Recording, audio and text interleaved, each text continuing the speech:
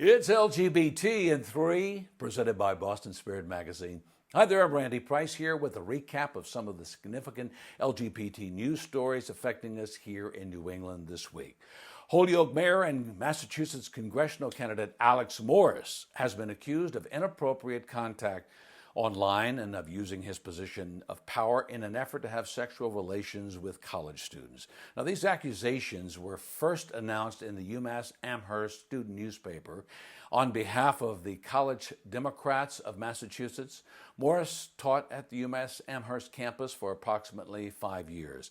In an August 7th letter to Morris's office from the college student wing of the state Democratic Party, they state that they're cutting their support for the 31-year-old mayor in the upcoming September 1st primary. For his part, Morris is claiming that the relationships in question were consensual. With 100% of the votes in from this week's state primary in Vermont, Taylor Small, a transgender woman from Winooski, has advanced now to be on the ballot as a Democrat in November. If elected on the 3rd, Small, currently the Director of Health and Wellness at Pride Center of Vermont, would become one of the first openly trans legislators in Vermont. Her primary win was decisive, taking 45% of the vote compared to the incumbent Hal Colston, who got just under 41% of the vote. Small had received the endorsement of Vermont's Governor Christine Halquist, also transgender, and a current LGBT state representative Diana Gonzalez, who was not running for re-election this year. Other LGBTQ candidates winning their primary races in Vermont, current state reps Kathleen James of Bennington, Bill Lippert of Chittenden. Amber Quinn, a transgender candidate also from Chittenden, advanced from the Democratic primary to run in the general election in November.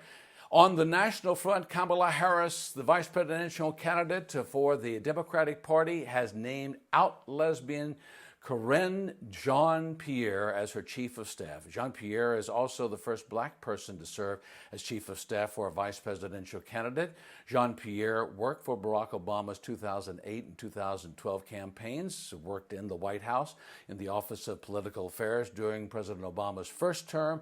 And finally this week, the Hallmark Channel will include a lesbian marriage in its upcoming movie, Wedding Every Weekend. And this marks the first time the network has featured a same-sex couple tying the knot. The lesbian wedding scene is shown in a preview of the film posted on the Hallmark Channel's YouTube page last week, and the channel also posted a still from the movie of the couple to its Facebook page, the Hallmark Channel there. And there you have it, a recap of the LGBT news of the week in and around New England. Share this on your page and be sure to like Boston Spirit's page as well. And that's it for this week. I'm Randy Price, LGBT in 3. Have a great week.